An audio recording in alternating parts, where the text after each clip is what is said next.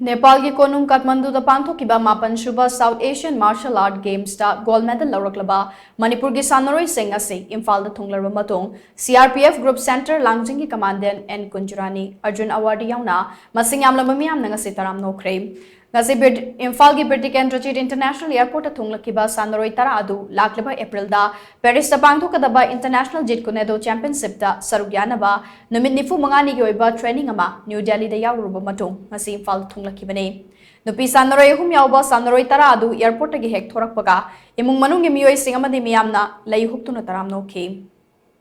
Taramna Okkhre da saruk yakhibi CRPF Group Centre Langjing ki commandant N Kunjarani Arjun awardee na hai Nepal gi konung Kathmandu Da Pangthokhiba shuba South Asian Games da gold medal fangpata natana Paris da pangthokadaba International Jit Kunedo Championship da su saruk yanabagi khodong chapa phangbasi yamna nungaiba poi Aikhoi ki sannaroi singna mating thokna sanaduna international ki thakta India ki mahut singkatawriba si yamna chauthok chaningai ne makha taba championship sing da su mai pa poira sanu haina makna makha tana phongdokhi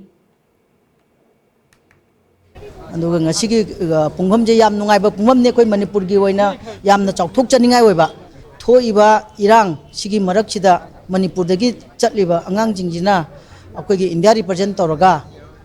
jaga jaga kudimak ta mamai palak pai bache akoi gi iramdam jingi masak tak pagi yam chawba khudam ne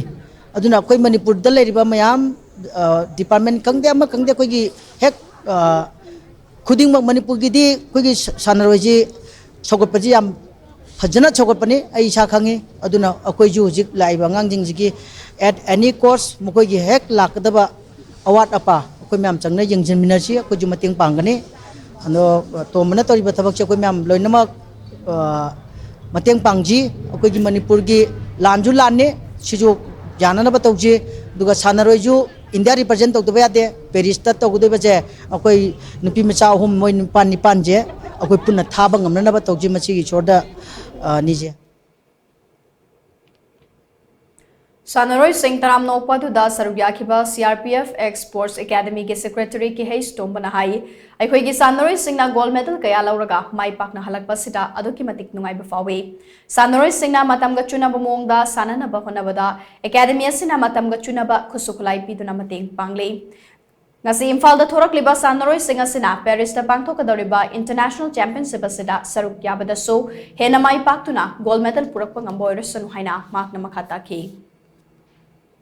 Sanabada akhona mateng pangjaba mokhoida atopa jaga da phangdaba facility gumbaje akhona piba ngamnaba kari karada kaida tawjaba ado akhoju sanabada haujarakpani aduna ngasi madam anina akhoi damakta tungde lepira ibase CRPF ta leiba sanaroi mayam ma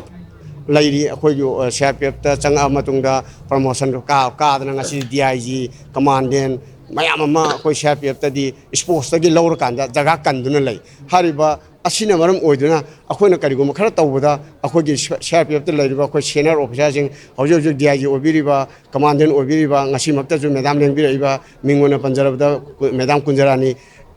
Arjun awardee ni asugumlaba lemjaningai orba mayam ma akhoi da leibana maram oiduna akhoi soidana angang nge sembada mai pakani adu akhona tawjabada makhoi loinaba